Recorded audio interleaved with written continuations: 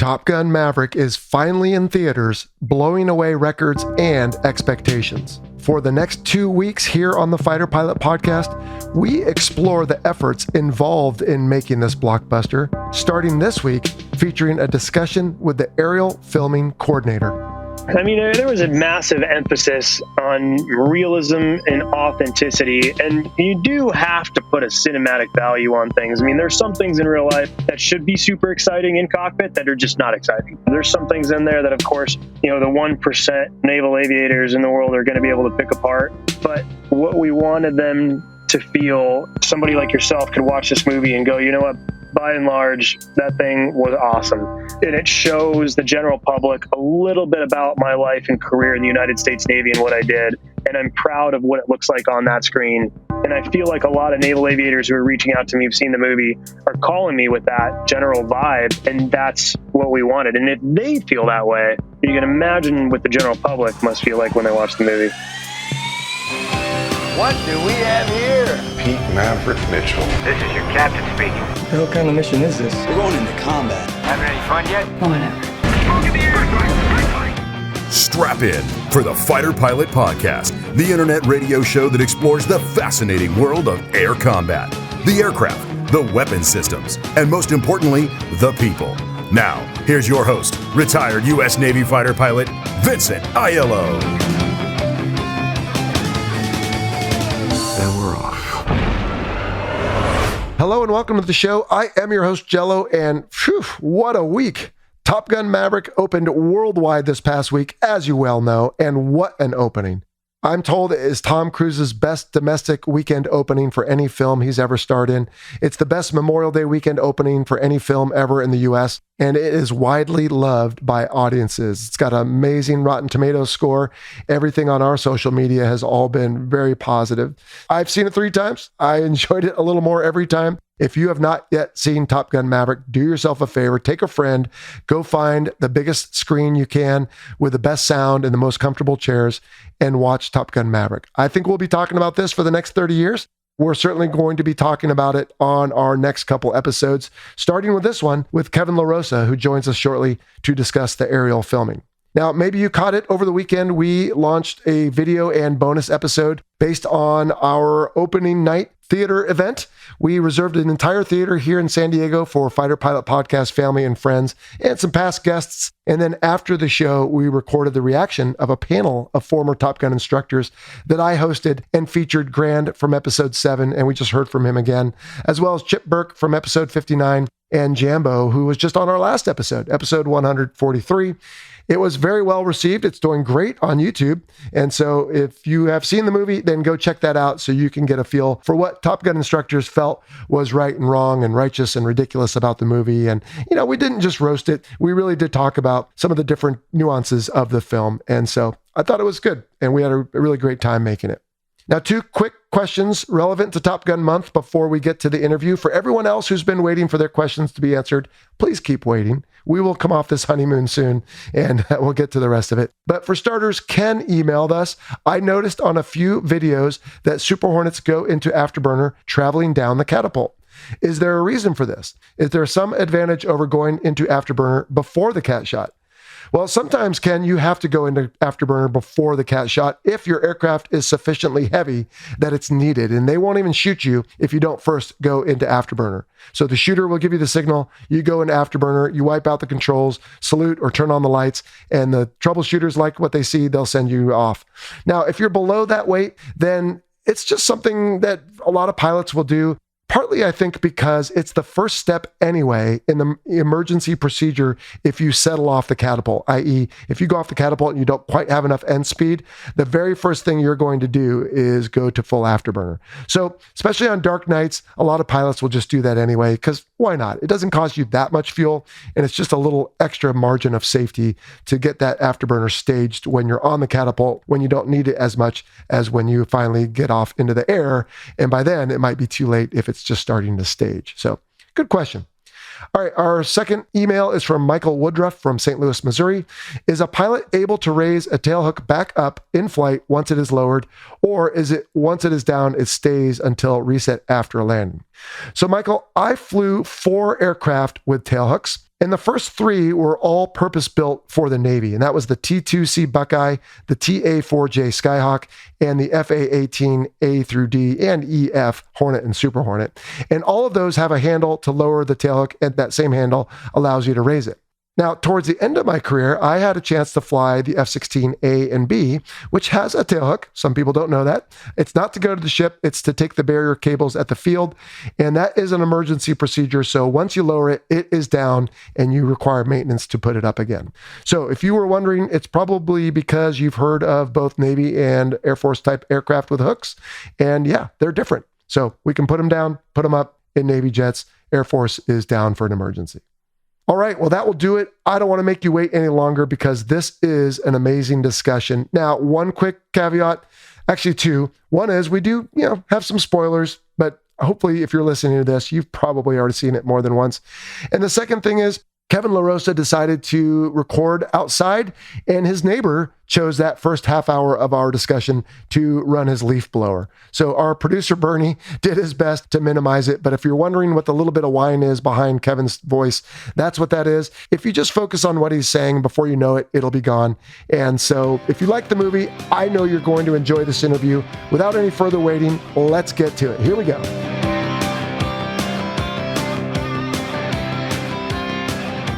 My guest today is Mr. Kevin LaRosa. He's a third-generation pilot and second-generation aerial coordinator and stunt pilot.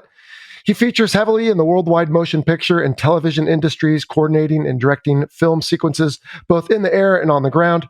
Kevin is a member of the Screen Actors Guild and Motion Picture Pilots Association and has contributed to dozens of hit movies, including Iron Man, The Avengers, Transformers 5, and the subject of today's discussion, Top Gun Maverick.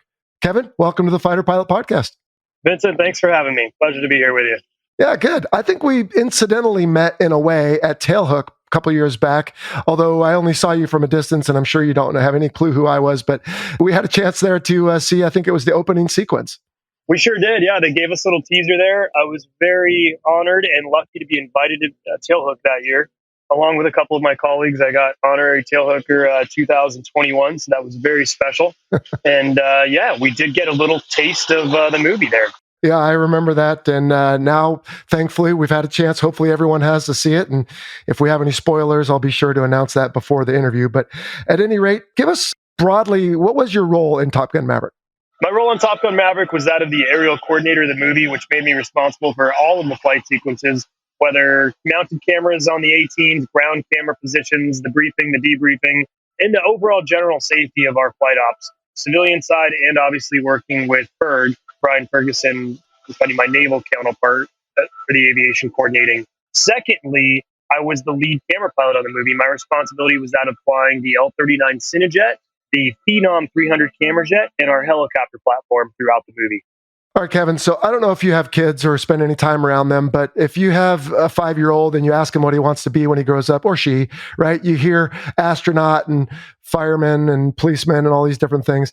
How does a person become an aerial coordinator and a demo pilot and all these things? I mean, is this something you wanted to do as a kid? When I introduced you, I mentioned you as a second and third generation. Sounds like you grew up in this world, huh? Yeah, Vince, I mean, you hit the nail on the head. I grew up, my dad has been my hero since I've been a little boy. He's still my hero today and my idol. When you grow up and your dad's flying on these cool movies and you get to go on exciting movie sets with him, you get the bug. And there's nothing else I ever wanted to do. This is exactly what I wanted to do since I've been a little boy. And there's only one thing that almost diverted my path. And that's the 1986 movie Top Gun. I was born in 1986, but I grew up with that movie and watched it hundreds of times. And that's the only thing that almost took me from my dream career. I wanted to be an F-14 pilot like Tom Cruise, and almost diverted my path, if you will. But I stayed on course, and this is what I got to do. And it's very special for me as a third-generation pilot. Now I get to work with my dad in a way where I hire him, and he comes on sets with me, including Top Gun Maverick. So it's a very special thing. That sounds like it. Is this something that you were, in a sense, born into or learned on the job, or was there some formal education that you underwent? Great question. I would say, I was lucky enough to get the experience as a young kid going on a lot of movie sets with my dad. Got to do a lot of fun jobs as a kid. I drove his fuel truck. I cleaned the helicopters and jets and airplanes. I got to be part of his briefs and experience how that worked. So I was kind of just infused in motion picture aviation at a young age. I learned a lot, and I knew that's what I wanted to do. However, at some point in my teenage years, when I was getting my early ratings helicopter pilot's license, my dad gave me some good advice. And I always speak on it because I think it's amazing advice.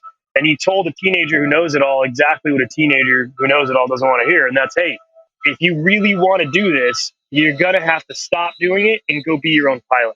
Because no one's going to trust you as a junior, as my son, as a LaRosa. You have to go get your own experience. Reluctantly followed his advice, best advice of my life.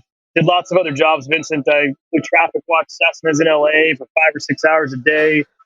Radio helicopters, news helicopters, charter helicopters. I flew private jets all over Mexico, Canada, Alaska. I just did all these things, and every one of them was purposeful. Every one of them I was building towards my dream goal of being a very well-rounded aviator in the motion picture aviation world. I wanted to be an aerial coordinator and stunt pilot that did jets, helicopters, airplanes, warbirds, and I knew that I needed all of these experiences to eventually obtain that goal. I got a very unique experience at a young age, 22 years old. I got to start flying for a company called Wolf Air Aviation. They had a Lear 25B. The B model Lear is a fun airplane. It's something that even you would enjoy, Vincent. It's got the same engines on it as the T-38, non-afterburning, but they're CJ610s or J85s, I think it is. Might have that designation wrong, but it's a turbojet, and the airplane is sporty, real small wing. It was experimental exhibition because it was modified with cameras. And the gentleman that I got to fly that with was Thomas McMurtry. For those of you that don't know him, feel free to look him up. He's on Wikipedia. This is a naval aviator who enjoyed an amazing career as a naval test pilot and then working for the Navy and even the CIA. And he flew everything from the U-2 to the predecessor to the SR-71. It just an incredible career. And this is the gentleman that took me under his wing flying this Lear. And the beauty is we did all these military contracts. I got to go fly with a lot of fast movers and big bombers. We would shoot all the promo stuff for Air Force and Navy.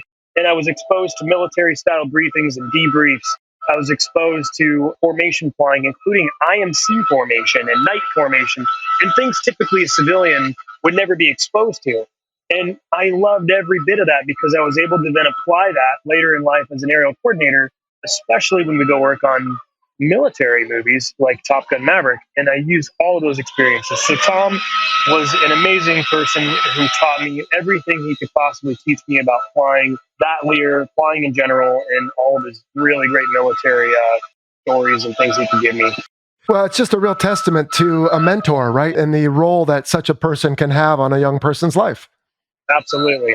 So then to end my journey, or I guess start my journey in my normal life, I think it was about 26 or 27, I made the decision that it was time to quit my real jobs, my full-time jobs, and just do an independent contracting service for the studios, which is what I do today. And I had about 5,500 hours between fixed wing and rotorcraft, and that's where the journey started. All right. Well, I hope by now everyone has seen Top Gun Maverick. I'm sure it's going to be a blockbuster, and it'll be fun to see the initial results of opening weekend. But there's just so much here. I'm not sure where to begin because clearly you guys set out to really paint naval aviation in the best possible light, and I think you succeeded. I guess I'll just take a stab at something to get us going. I mean, let's start with locations. I've flown a lot around the West Coast. It looked to me like I saw some China Lake and some Fallon. Clearly there was some North Island, and it looks like the Pacific Northwest, and of course out on the boat. But where all did you guys end up going, and what challenges, if any, were there with some of the different locations? Absolutely. Well, obviously, we hit pretty much every naval base on the West Coast, and there was a lot of different reasons. Sometimes the naval bases were specifically just close to terrain that was epic terrain that we scouted that we wanted to be in the movie, and it was the closest place to service the aircraft. Sometimes those naval bases were actually in the movie. You'll recognize Miramar in there, of course. We based out of Fallon, Nevada a lot, because Fallon, as you know, is where Top Gun is. Mm-hmm. And that was an incredible experience for me, to say the least. But it was basically as far south as you can go on the West Coast to the north. So all the way from Miramar all the way up to Whidbey. Whidbey was very special. One, I think it's a very unique base. I'm sure you've been there as a civilian. I'm very lucky to have gotten to spend time on that base. It's just this beautiful location out by the San Juans, and it's like this little dream island. It's probably one of the prettiest naval bases other than Miramar that I've ever seen. And we would take our jets deep into the Cascade Mountains. So it was our servicing point for the Cascades, which are heavily featured in the movie. obviously not supposed to be the Cascades. They're somewhere else in the world. That's right. But when you watch the movie, I think you look at it and you go, man, I have no idea where that is. It's pretty epic terrain. Yeah. Challenges, I would say the Navy was very impressive. There was a lot of times we were bringing the L-39 and our equipment, or the Phenom or the helicopter. We would live on these bases and we would get supported by different squadrons, which was very, very fun. I can recall being at Fallon, little tip of the hat to VFC-13, the aggressor squadron out there. Just amazing individuals. I know Ferg's deeply ingrained with them, but they hosted us and we basically lived at 13 for months. And, we had the L-39s, in the hangars with the F-5s, and they let us use their briefing rooms, and just incredible, nice, and very generous host. In every naval base we went to, we'd get assigned to a squadron that maybe had a little bit of room in the hangars. Once we'd get there, it was just like all hands on deck. Everybody wanted to help. They knew what we were doing. Most people that came up and talked to us would say, I'm in the Navy because of that movie. And that's pretty special. So just a wonderful feeling everywhere we went. Well, on this podcast, we've had guests recently who were involved in the filming of the first one. And it sounds like the environment was a bit different because back in 1985, when they were filming that, they were coming off the heels of the final countdown. And apparently there was some bad blood around some gifts that were misunderstood or something. I'm not really sure. But I guess a commanding officer got relieved. And so when the movie came to town, it was nobody wanted to touch it. So fast forward 30 plus years later, and everyone, like you said, who's a lot of them was a very formative moment in their youth, is now in the Navy and like, wait, I get to have a hand in the second one? Absolutely. Where do I sign? And so I'm sure you had no shortage of people bending over backwards. And, just in our business anyway, as I hope you saw firsthand, we're generally speaking pretty gregarious, excited folks that want to just share what we do and we enjoy life. There's a lot of risk, but there's a lot of reward. And so when a movie comes to town, yeah, sure. What can we do? Let's make it awesome. The vibe that we felt everywhere we went was a big can do. How can we help? What can we do? How can I be a part of this? And that really helped make the movie. It was expensive, and Paramount, from a public affairs side, had to pay for everything, make sure that we were utilizing these aircraft in a way where we weren't pulling them away from their primary missions. So there's a lot of thought and a lot of expense gone into that. But along with that, the Navy was extremely helpful because I think they saw that the first movie in 1986 was one of the single biggest recruitment efforts of the United States Navy ever. And not just the Navy, other services and branches generated a huge burst of income and recipients. So that was pretty cool to see.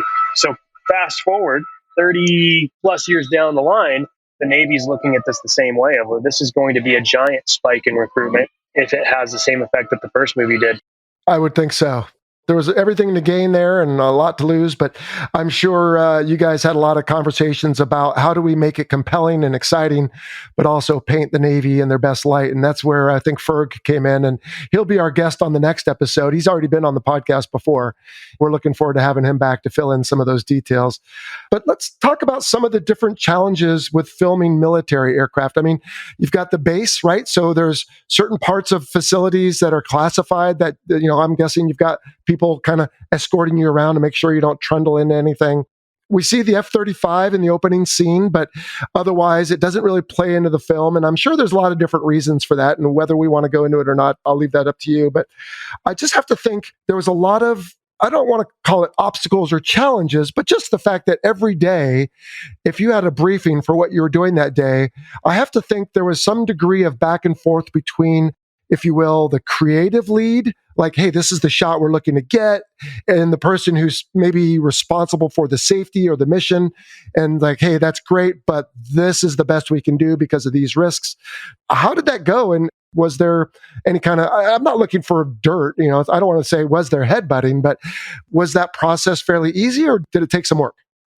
I think it evolved into a well-oiled machine, if you will. I mean, we were on the movie for a long time. You know what the secret weapon is to this whole formula is Berg. Berg was just incredible. I don't think this movie could have been made to the extent we made it without Captain Brian Ferguson. He was the guy in the trenches every day talking to the creatives and me going, okay, I need 2 E models here. I need 2 F models. I need this support crew. I need them here, them here. Berg was always sitting on his laptop in the corner, punching out emails and texts, and things would just happen. And then not only would they happen, but they were reliable. They were on time, where they needed to be. And that's because Berg was working his magic behind the curtain, which was really cool. Also, Ferg, was heavily involved in all of the briefing and creative process. He was responsible for the movie. But to answer your question, we had a formula where we briefed every day, and it was about a 2-hour brief. We would brief our cast for their in-cockpit footage sorties. We would brief my missions going out with, E's or F's to go film exterior footage. And it'd take about 2 hours to get through those briefings. Then they'd go to the PR shop and we'd all meet at the jets and we'd get in the air and we'd meet in our respective ranges. And we got this down to a science. We would laugh because we're like, by the end of the movie, man, we're going to have this figured out. And we really did. We'd have these big master briefs. I typically would lead all the briefs and debriefs with the help of Ferg, but we would start with creative. And in this big round table, it was a big double-wide lunchbox type mobile station, if you will. Probably about 30 or 40 people packed in there, including the cast and directors and some of the producers. And then, of course, the naval aviators and my civilian assets as well, and my aviators. We'd go through creative, and the creative was, hey, on this day we're going here, at this light, at this angle, we're shooting this specific sequence. We would go all through those nitty gritty things of how the face mask is going to be worn, when the mask comes down, the smallest little details, painstaking little details. And then we would talk logistics. And logistics was, well, how do we go do that? And that was more of my part of, okay, you're in side number 205. You guys are stepping at this time, walking here. The logistics was pretty fun. And who's recovering, who's launching, where are we doing all this, where we're meeting up, times in the air, frequencies, all that fun stuff that you're used to. And probably most people that listen to this podcast are used to. And then we would always end it with safety. And safety, I'd usually go down my little list. And then Ferg would hit it, all of the parameters, everything that needs to be said about the fail-safes, ejections, ORM. Everything was hit in these briefs. And then we would walk. As you know, in the business that you're in and you come from, a debrief to me is equally as important as a brief. We would all walk back. We'd all watch the footage. We would learn our lessons. And it was standard. You drop your ego at the door. You sit there and you say, hey, I screwed up. I didn't do this. I didn't roll this camera. We weren't in the right spot here. But that not only is what makes a very safe aviation program, that's also what makes movies really good. We've heard Joe Kosinski, the director, say we shot 800 hours of aerial content. That's absolutely true. We use the 1% gold in the movie. And that's because we would sit there every day and painstakingly go, man, if that right wing was lower, we'd see that tree ripping by faster. And if Bob in the back seat was fumbling with his mask or pulling, 4.5 or 5 Gs right here, it would look better. There were so many times that we just would tweak and tweak and tweak because we wanted this level of excellence that has never been seen on the big screen before. Well, and I think you achieved that, having enjoyed the movie, and I hope, again, the listeners have as well. You certainly did. And it's interesting because I don't think anyone who watches it thinks about some of those details, like you said, of, okay, the actor puts his visor down at this point. Some of that, of course, is cut in when you do the final editing. But the point is, you as the team making the movie have to think about all these little details so that I, as the viewer, don't. Right? I mean, when I see it, I just enjoy it, especially as someone who's lived the life. Of course, I'm going to find things that, I have contention with, but for the most part, I enjoyed it. I guess, but any other viewer and most of the rest of the world doesn't even think about all these little details that you think about because it's just so seamlessly done together. And then in the final product, it's believable and enjoyable. Absolutely. I mean, there was a massive emphasis on realism and authenticity. And every step of the way, Ferg and the Navy was with us. And there was a big push. We'd hit a creative detail and they would come and go, it really doesn't work that way. It kind of works this way. You do have to sort of put a cinematic value on things. I mean, there's some things in real life that should be super exciting in cockpit that are just not exciting. That's right. And I'm sure you can attest to a lot of that stuff. Like, there's no rays of light and no choir sings to you when this happens, when you pass through Mach 1.0, right? But there's just certain things that you have to put a little more emphasis on to make the movie exciting without compromising, the authenticity of the movie. I think they did a really good job. There's some things in there that, of course, the 1%, naval aviators in the world are going to be able to pick apart.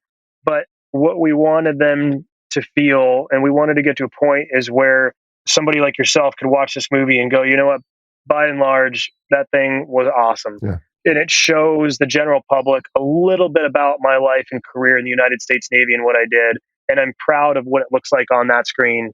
And it's a testament to what I did. And I feel like a lot of naval aviators who are reaching out to me, who've seen the movie, are calling me with that basic general vibe. And that's what we wanted. And if they feel that way, you can imagine what the general public must feel like when they watch the movie. And that's, I would say, the definition of success. And something you said reminds me again of some of the recent episodes we've had in this whole month of celebrating Top Gun, the school, and the movies.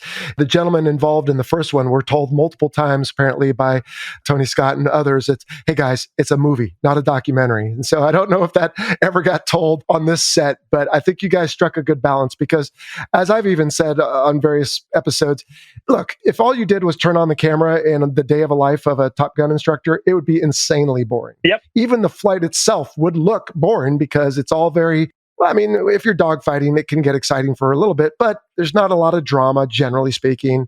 And the debriefs last forever. And so, right, you have to take some liberties. And I think we all get that. And so, yes, while I look at the plot and I say, okay, maybe it's entertaining. And that's what we want in the end of the day, right? Yep. You know, one fun thing, probably especially for your viewers, who I'm sure are a lot of naval aviators, is we spread the love in a way to a lot of different pilots who got to participate in the movie. It wasn't relegated to one or two, which I think kind of the first 1986 film was. It was just a couple of guys. And in this movie, it was driven that we wanted as many naval aviators as we can to get kind of a piece of this pie. And they all offered and brought different expertise, different personalities. And the fun part for me is we came up with these crew pairings with the talent. Sometimes you just find somebody who just meshed perfectly with an actor. And it was like, oh, you guys got to fly. Even though we would let everybody get in there. But as you know, we all have different personalities. And we had some real big personalities and pilots on the movie. A lot of them, you know, we got this creative side out of them, which I don't think a lot of them get to do in their normal line of duty.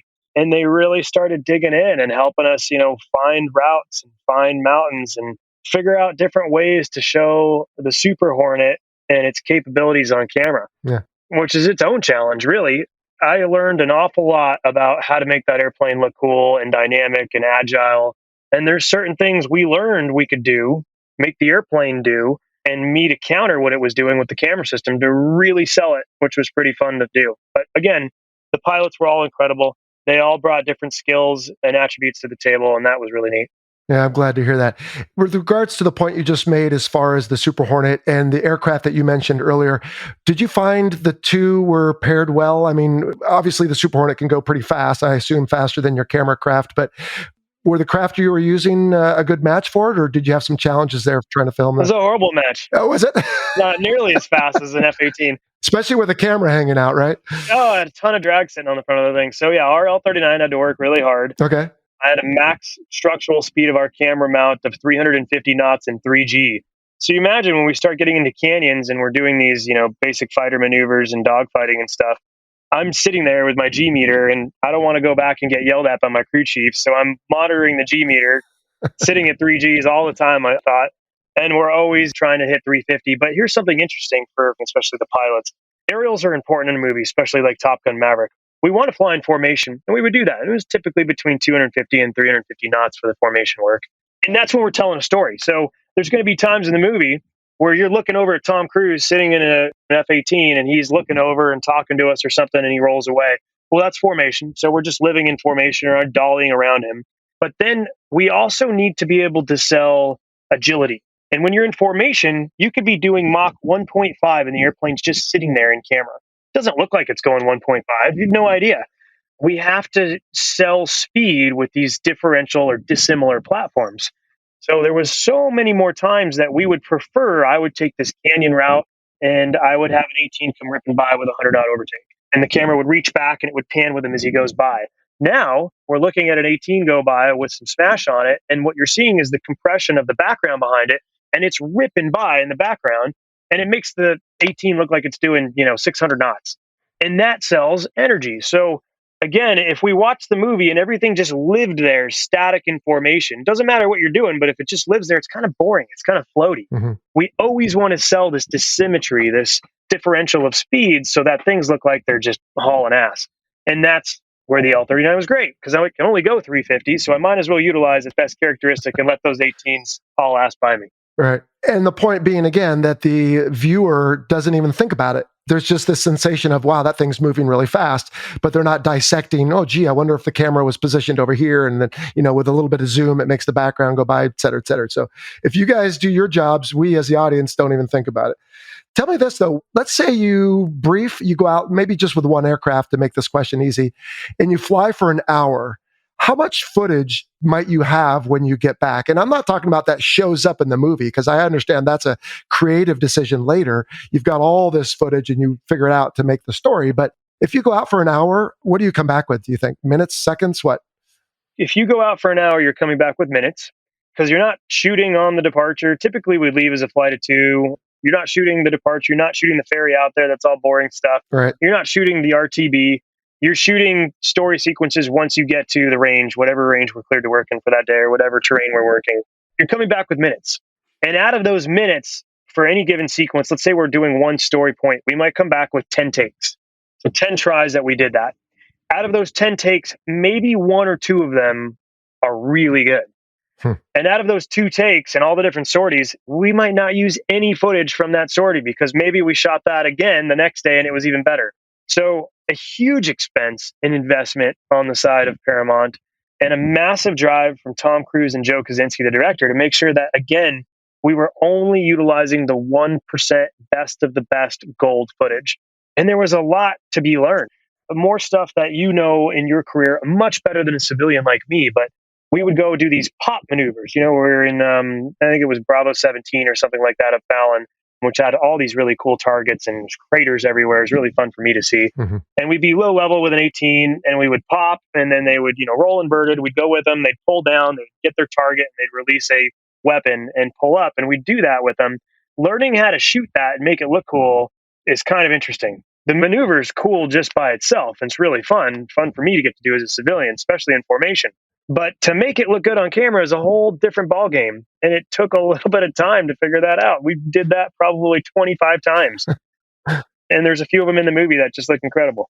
What happens with all the footage that doesn't get used? Does that just get locked up in some vault or does it get repurposed for like a TV show or something? It's probably, 100 stories underground, massive vault. No one will ever see it again. I don't know. I wish I could have it. Yeah, I bet. Joe Kosinski's running joke when we'd watch the debriefs, we watch our dailies, is that, he needs to make a Top Gun Extreme, which is just 2 hours of epic aerial footage. There is so much, Vincent. Oh, yeah. There's so much great footage that there's no time to put it in the movie.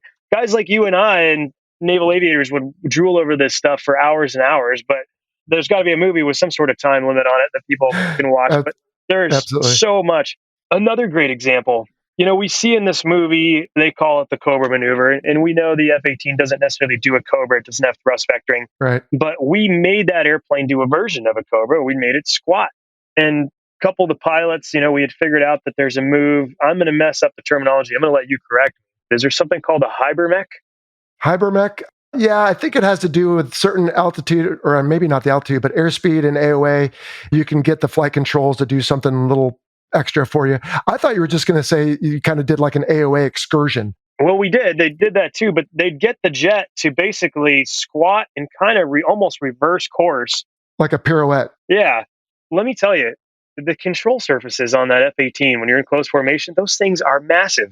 And it's amazing to see the deflection of those things and the vapor that they create. So we did our own variation of a Cobra in an 18, and some of those AOA excursions, as you put it, were pretty extreme in camera right next to those things. Awesome. Yeah. So you've mentioned Ferg a couple times. He's coming up on our next episode. And by the way, I told him I had this interview lined up with you. So he gave me a couple questions that he suggested I ask you. Uh-oh. You may have already answered this one, but he said, hey, Jello, ask Kevin what was the most unique part about flying with the Navy. So I think you know what it's going to be. What's that? I don't know how many civilians have gotten to fly approaches down to the deck, but that experience of flying approaches down to the deck of the USS Theodore Roosevelt was something that I get to take with me forever. And I don't know how many civilians get to do that, but man, do I have a whole new level of respect for what you and your colleagues do. Well, thank you. Well, but talk about that. Did you do that in the L-39 and wave off, or were you in the back seat of something? No, I did that flying as PIC, the Phenom 300. So the Phenom 300, for those of you that don't know it, it's a private jet, kind of a newer built by Embraer, twin engine, but it's made for flying passengers. Okay. It's not made for doing what we do with it, but a very nice guy, a friend of ours named Jonathan Spano, modified his jet and put 2 shot overs on it. Same shot over that goes on the L-39 Cinejet. And one on the nose, one on the tail of this thing, so you can fly with 2 camera operators and aerial DPs with like different lens sizes. So they sit in the back, and this is a really plush jet. This is non-standard. There's a wet bar in the back and a bathroom and wood grain and leather. Nothing like an F-18. No, nothing. In fact, the F-18 pilots that rode on it with us, we'd always try to take some with us just for safety purposes, but it was just good having their expertise on board. They were cracking up back there, just enjoying life, sitting in the back of this jet. Sure. We flew it like we stole it, though. We definitely put it through its paces. But that's the jet we chose to use for the Theodore Roosevelt or our carrier operations because of the 2-engine reliability, because we were very far offshore, because of the extra time on station, burns not necessarily less gas, has 2 motors, but it's more fuel efficient, carries more gas. So I get more time on station. So we use that jet for the carrier sequence. So there were some requirements. We had to go down and meet with the skipper of the boat and basically the commander of that fleet and a few other people with Ferg, and they talked to me about what we're allowed to do, what we're not allowed to do. And I'd worked Top Gun for a while, and they kind of knew who I was. So there was a nice level of trust, and they gave us a good amount of freedom, but still ensuring that the boat was protected. And then Ferg had to be on board with me, and I would never have done that without Ferg on board with me. I'm a civilian, and he's a naval aviator. He knows what he's doing. I don't. But I got a great little crash course from Ferg, sitting at the FBO in San Diego. No pun intended. Of the lens and paddle. Yeah, exactly. Bad fun. Paddles and everything that was going to happen, how we find the boat. And that was fantastic. And we had a UHF radio set up. So Ferg was right next to me the whole time I'm flying this thing. Ferg worked comms on the radios. But I remember getting out there when I first saw the boat, you go, wow, that thing's huge. That's awesome. When you first see it in the water, you kind of get chills and you see that thing out there. And we started doing some air work around it and filming it. And you go, wow, that thing's pretty big. But when you line up for your first approach, which to answer your question was down initially to wave offs, just getting me used to get down the line there, following the lens, you line up for it. And as a civilian, the first thing I realized when I lined up for it was, holy crap, that thing's small. It's not as big as it looks when you line up on that thing. Yeah. And it was really cool. And of course, we had to film into the sun because they wanted this beautiful backlit. So we were slightly blinded, and I'm sure you guys go through much worse. But that was the extent of the difficulty for me for that. But just flying down the line and listening to paddles, little left, little power, that was all very, very cool for a civilian pilot. And I had Ferg right next to me. We did the first 2 safety runs with a pretty early wave off. And then we got into the next segment of it where I was allowed to go down to this kind of 10-foot height above the deck. And that was really, really cool. Wow. Definitely got my heart rate up. Definitely got my excitement up. The burble that you feel is no joke. The big wings on the Phenom would sit out there and flex around, and it was interesting. But man, it made for an epic shot, which is absolutely in the movie. I will never forget that experience. Well, hence the honorary hooker at 21. So that's great. Again, we'll warn people about spoilers or whatever, but is that the scene that we'll see at the end as he's setting up for the barricade, or a different part? That's the spot. Okay. Well, so my second question from Ferg was, quote unquote, going to the boat with him. So I think you just answered that, but let's keep talking about the boat. Obviously, the opening scenes of the movie are homage, if you will, to the first Top Gun, just with different aircraft. I thought it was amazing. And again, we got to see that at Hook as a preview. I think it was, last year, but any big challenges or surprises for you being on the flight deck? I assume you were there and orchestrating a lot of that. How did that go? Anything relatable for the audience here that might enjoy?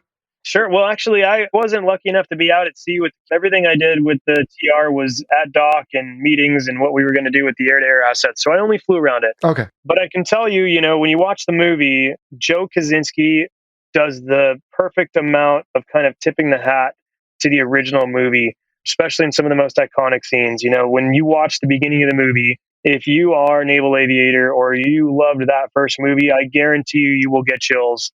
It's exactly how we want Top Gun to start, trust me. And it starts, obviously we have better technology. When you look at the clarity of the lenses versus what they shot in 1986, it's amazing. It shows those beautiful deck operations and the perfect newest technology. It's incredible. And the right music. Oh, yeah. When I watched it, I thought, man, I used to do that. So it's pretty cool to, yeah. What's that make you feel like when you see it? When I did it, I'll be honest, when you're out there day in and day out, you forget about the glamour and the joy of it and the beauty because you've got some petty problem that you're working on, paperwork, or somebody's bugging you about something. So you get caught up in the minutia of life. But when you have a chance to see it from that perspective, or in my case, a couple of years back, I had a chance to do a day cruise with my brother's family and my own family. So we went out on the Ronald Reagan for the day. and watched flight ops. And it was just so cool to watch it from the perspective of a guest, but also with my family right there. Yeah. And I was just proud, and not in an arrogant way, but I was like, first off, it's cool that we have as a nation figured out how to do this. But secondly, man, I used to do that too. You have to pinch yourself sometimes.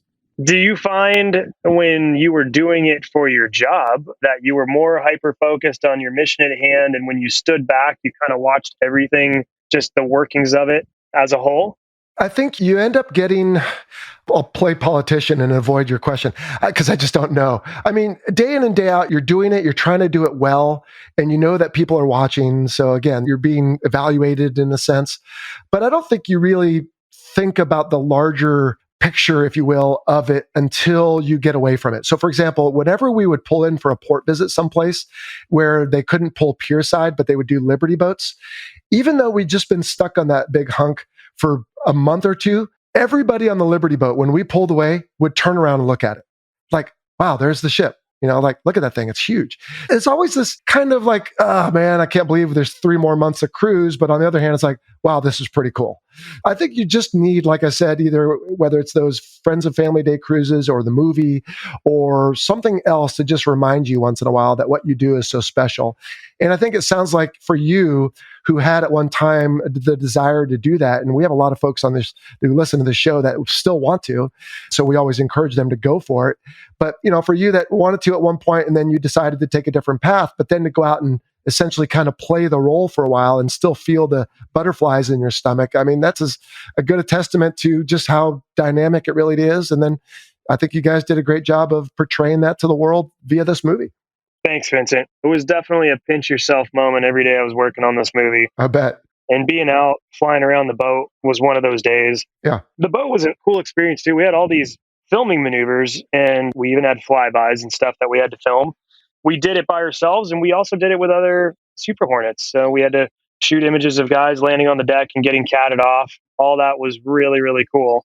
Yeah. I remember our first low pass over the carrier, highly coordinated, highly briefed, and highly watched over by the gentleman in charge of the boat there. I flew the Phenom and I came across the bow in this big left wing up flyby from the bow to the stern off the port side of the boat. And that was a camera move that we had to do. And I remember making it and going, man, this feels so wrong. Feels like I'm not supposed to be here. I hope they're okay with this. And it was really cool in the downwind after we cut camera and we were setting up for another one. The skipper of the boat came on the UHF radio, which we were kind of blasting in the speaker of the whole jet so we could all hear it. And he said, I look good, Kevin. Thought you were going to come a little lower. And I kind of looked back at Berg and I was like, did he just tell me I could do that? So I think I was maybe a little conservative in my first pass, but having the skipper of the boat tell you that definitely feels good. A little vote of confidence and trust. Yeah. And that was pretty neat. And very deliberate on his part, because later if something bad had happened, he could say, I was just asking him a question. I didn't tell him to go. Right? Hey, I want to be respectful of your time, and I think we're almost out, but I got a couple more questions I'd like to ask you if I can. Yeah. So Ferg told me long ago, he said, Jello, all the flying scenes are real. And so I just want to pick that statement apart with you for a little bit. And I want to answer some people that inevitably on YouTube are going to say, no, Tom Cruise didn't, quote, fly the Super Hornet. So stop me if I'm wrong here, but Tom Cruise flew in the back of the Super Hornet, as did many other actors. And whether he actually physically controlled the aircraft or not, you can tell me. But he also did get a catapult shot off the TR. Is that all correct? All correct. Tom Cruise did some flying. I mean, he flew his World War II fighter and he did an incredible job doing that. His North American P-51 Mustang. Those scenes were pretty dynamic as well. The great thing is Tom is an aviator. He'd come in the Mustang, hop out of the Mustang, go brief in the F-18. Sometimes he'd fly his Honda Jet in. He flies helicopters. He literally does fly many different platforms. He's able to strap those things on, and he flies them well. Yeah. And when I'm directing him in the air or telling him where to be, he hits his marks. He flies with precision and developed a trust level, as we all do with people that we fly with. You sort of trust them over time. Yeah. So he did an incredible job. And the neat thing is, being an aviator and a lover of aviation, when we watch Top Gun Maverick and we see Tom in the back seat, it looks like he's flying. He knows where to look. He knew the airplane. He studied it hard. He's knowing how to move his body and where to move his face. To me, that's almost flying right there, as close, as good as it gets in the back of that 18. It looks incredible. he's a professional, right? He works hard. It sounds like I've never met the man, but from everything I've heard and seen, he shows up, he works hard, he puts in the background to make sure it's convincing, and apparently he loves doing it. So that's all very cool. Let me give you this and your audience, and I think they'll appreciate this. In the beginning of Top Gun Maverick, we got many speeches, great speeches. But there's one speech from Tom that lived with me throughout the movie, and it was a very motivational speech that I feel like set the bar for filming. And it basically went something like this, generalizing it, but we're at a disadvantage. We are making a sequel to an iconic historic film. And we had to wait this long so that there was a story worthy of being told. And there absolutely is. The Top Gun Maverick story is incredible, just by itself, without the flying. It's a great movie. We had to wait to make sure that there was technology that would allow us to tell that story. And we did. Hence the Cinejet and the shot over F1 Wash camera and the Sony Venices that were on board the 18s. Now we had that technology. And he said, the world expects something from this movie which no one has ever seen before. And it is our job to obtain a level of perfection that has not yet been seen on the big screen. And we could not settle for anything less than perfection. If something wasn't perfect, if an airplane didn't move quite right, if it wasn't low enough or fast enough, if the performance from the actors wasn't perfect, we were going to redo it or do it better. Every time there was a storyboard or pre-visualization or a computer-generated image that we would follow along, a storyboard, if you will, that we'd go shoot, we couldn't go shoot that. That was only the basis, and we'd have to go make something better. That was my initial get-go on the movie from Tom himself, is that we wanted to obtain a level of perfection for Top Gun Maverick in which the world has never seen. And I can tell you today, the ratings that we're seeing, the critic reviews that we're seeing, the people talking about the movie, even the naval aviators and their take on the movie, it's incredible. And I think we hit our mark. And it was speeches like those in the beginning that really kind of set the crew off on this mission of Top Gun Maverick. Well, he could be an honorary naval officer, and he should be, because that's the kind of leadership that can make the difference on a carrier like the Theodore Roosevelt or a squadron or a base. And so good on him for recognizing that. And yeah, you guys, as far as I'm concerned, hit the grand slam, because I think you did that and more. So again, right, all the flying scenes are real, but that doesn't necessarily mean that everything we see is real, because I'm quite certain you didn't go borrow an F-14 from our former friends, now adversaries. But also, just for example, the two aircraft flying in very close formation, and Tom comes buzzing up between the two and kind of knocks them off, if you will. And my guess is, and what I've been mentioning on social media is, hey, look, those are two separate flying scenes, in a sense, stitched together. And then the F-14 was some airplane that was filmed, and then in visual effects afterwards, we turn it into an F-14. Am I correct on those? Yeah, you nailed it. So here's the beauty for the pilots and the aviators that are listening to this. Everything on Top Gun Maverick had to be real flying. There was a baseline set that we were not allowed to shoot plates. And for those of you who don't know what a plate is, we see those all the time in movies where the guy flying with me or filming in the jet or airplane or helicopter I'm flying will shoot blank sky and whip the camera around. And later they'll put a jet in there, or a spaceship or a alien, whatever. That's a plate or something that's going to be added CGI. That was strictly not allowed on Top Gun Maverick, which I love. And for aviators watching the movie, every time you see an aircraft on screen, you have to understand that there's really an aircraft there. And it's a baseline. They reskin it, so it's slightly enhanced by CGI to become an aircraft that's not readily available. A fifth generation fighter that we couldn't bring into the US, or like you said, borrowing an F-14 for someone who'll never give us an F-14. I'm sure if we could have gotten one, we would have gotten one. But there's an aircraft there. There's an F-18. For everyone who's seen the movie, you're going to see the movie. This is in the trailer. It's not a spoiler. There's this really cool shot of an F-14 just barreling right under the camera. You know the one I'm talking about? It was the first time everybody saw an F-14 and the world kind of freaked out, going, what is that doing in this movie? How is that possible? That's right. Well, that's really an F-18 that's flown by Griff, one of the amazing pilots that flew for us on Top Gun. At the time, he was with BFA 122 out of Lemoore. Now he's with a different squadron. I think he's actually overseas right now. But that was a sequence in which an F-18, I believe that was an E model, came ripping underneath the helicopter that I flew, just feet away, and made this iconic, beautiful shot that then CGI artists, the visual effects artists, go in and they keep everything. They keep the textures, they keep the reflections, they keep the flight dynamics, so that when guys like you and I watch that and go, I know they didn't have an F-14, but man, that looks real. I'm not quite understanding that. That's because it's a Rhino, and that's just reskinned. And there's probably an entire world of movie magic that I don't know anything about, but you kind of sense as the viewer, right? So, for example, in certain movies, if they take a boat and they put a model of it in water, something about your brain just knows that water doesn't work that way. It's just the texture is not right, the weight isn't right.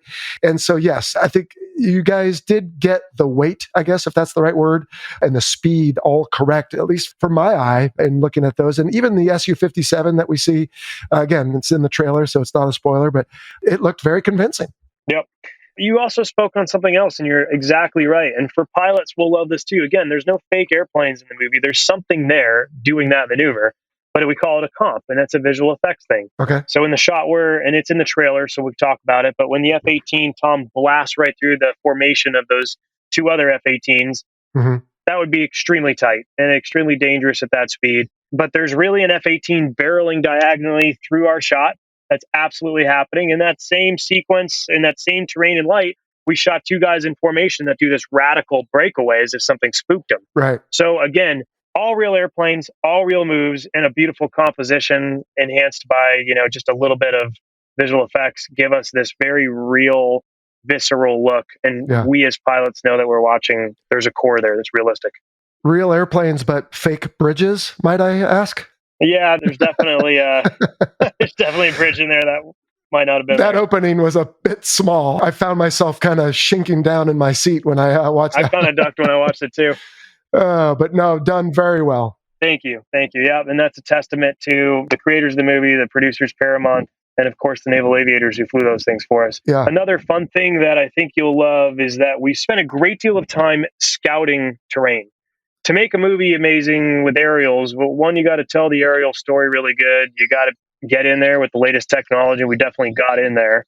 But you need the right light. Light is key. I mean, you shoot something midday, everything just looks flat. And, for the pilots on here, when we fly at noon or 12 o'clock, that doesn't look beautiful. But when we fly around at sunset or sunrise, we get texture, we get shadows, and we get rays of light. We've all seen it as aviators and pilots. Well, it's the same thing with the camera. If you shoot midday, nothing looks good. It's just bright and blowing out. Nothing's really cool. So huge emphasis on the correct lighting. And then terrain and background, again, for the pilots that are listening to this, there's a lot of naval routes that are stunning and beautiful, some more so than others. There's a route up north called the $1 Million route. I was informed. I think it's VR, is it 255? You know it better than I do. I've never actually had a chance to fly it, but I've always heard good things about it. It's incredible. Yeah. Now, we didn't use the $1 Million route. We went off route and we locked up bits and chunks of airspaces and put up TFRs and places to keep interlopers out of it the best we could. We went out in helicopters. I flew one that had a safety helicopter following me, and we went out deep into the Cascade Mountain Range. And our job was to find the craziest terrain we could find. And I had no idea that we had terrain like this in the US, but there's like massive 7,000 foot vertical development cliffs and these huge bowls and these really cool places to fly F-18s, let me tell you. But our job was to go out there and find amazing routes and amazing terrain, and we did that. And then we would label them and we would name them and color code them, and that's the nth degree of how well we were briefed. And we'd brief and go, hey, we're going to go fly Blue Route today. And by the way, Blue Route's my favorite. Blue Route, for anybody who doesn't know, it was found by, I'll give him some credit, Fisty.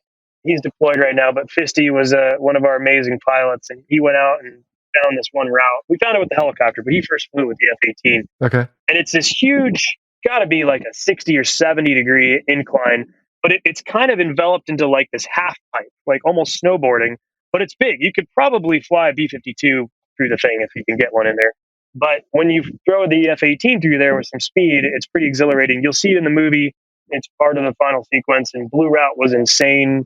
I flew a helicopter in there. I flew the L-39 through there. I flew the Phenom through there. But man, it's probably some pretty wild places 18s have never been in their life. And man, they did a good job in there, I'll tell you. Well, I like to hope I'm correct in saying that F-18 pilots as a whole are professional guys and gals, and it sounds like you saw that in your experience. And man, Kevin, we could certainly go on talking about all this ad nauseum because it's just exciting, and there's a lot of buzz around this movie, and I really do think you guys hit the grand slam on this one. It means a lot, Vincent. It was a giant team effort. Yeah. All the way up from the studio, who was putting the funds into it to make sure that we were shooting it right, to Tom and Joe Kaczynski and Claudio Miranda, our creative team, and our director and DP, to making sure every little detail was perfect, to Tom driving home that everything needed to be real and everything needed to be perfect. Can't thank him enough for that. To the Navy, to the support staff, the crew chiefs, the maintainers, the schedulers, the range controllers. We just talk about the pilots, but there's a village. There's tons of people behind the scenes that are keeping those aircraft flying, keeping us safe in airspace. There's a massive village of people in the United States Navy and the Department of Defense that had a stake in making this movie successful and safe. And I am appreciative of all of them. One last thing I'll end with for you is, I got a little bit into the brotherhood and sisterhood and camaraderie of the U.S. Navy. And I told you that was a life that I knew I wanted at a young age, and I stayed on my path to do this life. But to feel like I was part of that crew was really special. And there is a camaraderie that I learned and loved and got to be part of for a short time. And I always tell people who don't really understand what you do and your colleagues do that at any given time, there's a hero somewhere sitting in an 18, sweating their ass off, alert ready 5, sitting on a catapult, loaded with gills, ready to go stand in the way of anything that might affect or hurt or threaten our livelihood. And we don't think about that, but that could be happening any second of the day. I think of it now, and I tell people that all the time. I appreciate all of your service, everything you've done, people that are current, active, and retired, and thankful to have you all. Well, hear, hear. And to your previous point, that person who's sitting in that aircraft on alert is supported by dozens of people on the deck that are making sure the catapult is ready, the ship is steering, the food is ready when you get back, the mail is delivered, the clothes are washed. I mean, yeah, like you said, it takes the whole village. And I think nowhere is that more evident than when you go to an air show and you might watch the Air Force Thunderbirds or the Navy's Blue Angels and you say, oh, look at those 6 pilots. Isn't that cool? Well, you have no idea of all the people that make those 6 aircraft shine for that 40 minutes. And so you got to enjoy that. And frankly, I would say I miss it. I mean, you leave the Navy and there's a giant gap in your life after you miss that ready room and all the things that were, mandatory fun. Oh, I can't believe we have to go get together. But then when you do, you always have a great time. And so I'm glad you got to experience that, Kevin. And you also shared that a little bit in the movie as well. So appreciate that. Thanks, Vincent. Absolutely. All right. Hey, before we let you go, a couple final questions we always ask our guests here on the show. First is, what's the future hold for you? And, you guys, I'm sure, in showbiz don't like to talk too much about what's coming down the road, but there's at least one other military aviation movie that I think comes out later this year that you had a hand in. Can you talk about it? I'm sure glad you asked. So the United States Navy is going to get a lot of attention this year, and I'm pretty excited for everybody. So on the backside of Top Gun, we're going to be introduced, and we just started getting introduced to it. And you're going to see a trailer come out here pretty soon. There's another naval aviation movie coming out. This time it is a true story, and there's a beautiful, amazing book written by Adam Makos about this story. And it follows naval aviator ensign Jesse Brown through his times. And this is a Korean War era movie. So we used Corsairs and MiG-17s and 15s and Sky Raiders. This is really cool naval aviation. And we kind of got to dive back in history a little bit and help people understand a time in history that is a little not misunderstood, but just not readily known about. There's some amazing stories. And this particular story, Devotion, is a very heroic story. We kind of talked a little bit about the brotherhood, sisterhood, and camaraderie of the United States Navy, and especially within their aviators. We see that, and it's told by some amazing actors, including Glenn Powell, one of the actors of Top Gun. Oh, cool. Is one of the mains of Devotion, and then now a pilot himself. We get to see Glenn in this, along with Jonathan Majors. Yeah. And it's overcoming diversity, seeing through things like racism, and really just putting forth that brotherhood and camaraderie. And there's a really true sense of heroism in this movie, and some courageous things that happen. So I'm excited for people to see it. Look for the trailer dropping here pretty soon. We're going to start seeing images released from the movie. The producers of this movie, Black Label Media, went to great lengths to make sure that they hired the Top Gun aerial crew because they wanted to follow that same drive of real aerials, practical flying, practical stunts. And it is. We had Corsairs and Sky Raiders. We used the L-39 Cinejet. We went back into the Cascade Mountains with these old aircraft, which is probably another podcast. I'll tell you all about those challenges. But again, a real flying movie with practical stunts that I think the world will love. A true story about some courageous events in the United States Navy and some amazing individuals. And I'm glad their story is going to be told on the big screen. No doubt. I look forward to it. Oh, by the way, Captain Brian Ferguson came and helped us with that again. I mean, that's the second movie I've got to work with Ferg on. We needed somebody who spoke the movie lingo, and Ferg is perfect with that. There you go. As well as being Navy. And he came in and helped us make sure that movie was accurate and used the tailhook and society to make sure everything was real and accurate. Outstanding. Well, we'll have to have you back on in October when that comes out there, Kevin. So final question for you, as we always ask our guests. I don't know if it applies to you or not, but I thought I saw K2 in one of your emails, is how you got your call sign. So have you been bestowed a call sign of sorts as much as you spent time around fighter pilots? The running joke when working on Top Gun is that call sign would change because nothing traumatic happened to me to get K2. I didn't embarrass myself. So I know it'll change one day. I got lucky on Top Gun and didn't do anything too stupid that stuck with me. But K2 is Kevin LaRosa the second. My dad's K1, I'm K2. We used to work on film sets together. Somebody would say Kevin on the radio, we'd both answered, and people just got frustrated with it. And all of a sudden I started becoming K2. And I kind of went with it. So on movie sets, I'm usually known as K2. I turn to about anything, though. Okay. And yeah, I know I love the call sign thing. I'm sure mine will change eventually. I just haven't really done the thing that's going to stick with me forever yet. But I'd love to know how you got yours. Jello is just, it was one of the names that was thrown up on the whiteboard when I was a brand new pilot in my first squadron. I think one day a department head walked in and looked at the various names on there and looked at Jello and looked at me and goes, Jello, Aiello. And it just had this roller coaster kind of ring to it. And so then the next day he walked in and said, hello, Jello, Aiello. So I don't know. There was no, I'm not spineless per se. I guess I am maybe, but it wasn't because of that. I think it was just because it had a fun roller coaster ring to it. Vincent, you do realize I spent a year with the Navy and I learned that there's a PC version of call signs and then there's the real version of the call sign. And I'm hoping one day over a beer, maybe I get the real version out of you. That seems too PC. Yeah, I'm sorry to say it's not any more exciting than that. But despite my trying, and I definitely did some shenanigans in Singapore and different places over my deployments, but this is about you, mister, not me. So anyway, hey, just real quick before I let you go, when I was a kid, I used to love a television series called Airwolf. And a little birdie told me that either you or your dad or something had a hand in that. Is that true? It's absolutely true. My dad was one of the main Airwolf pilots, and he actually owned Airwolf for the last 2 years of the show. Really? I used to fly around in Airwolf as a baby. No kidding. Yeah, my dad did some amazing stunt work and flew that helicopter all over. And he would take it on air shows. He would take it on the air show circuit and he'd do a big demonstration with it. So the funny story there, real quick, and then I'll let you go, is my dad used to like traveling with my mom, of course, and I was a little baby. And they would take Airwolf to these air shows. And in the back Airwolf, there'd be a crib and, diaper stuff and baby stuff. And you could never land at an air show and let that come out of that helicopter. That helicopter was this iconic, crazy thing, And so my dad would get to air shows. He'd typically go land behind a hangar somewhere off airport and kick my mom out and all the baby stuff. And then he'd go over and do this huge entrance flyby. No one had any idea there was a little nursery in the back of that thing sometimes. That should have been a call sign right there, but yeah, right. That's awesome. K2, on behalf of the listeners, thank you for everything you've done for Hollywood, but specifically for Top Gun Maverick, this movie that we all love and enjoy, and we're going to all see, I'm sure, dozens of times. Thanks for your hour here on the Fighter Pilot Podcast. My pleasure. Thanks for having me, Vincent.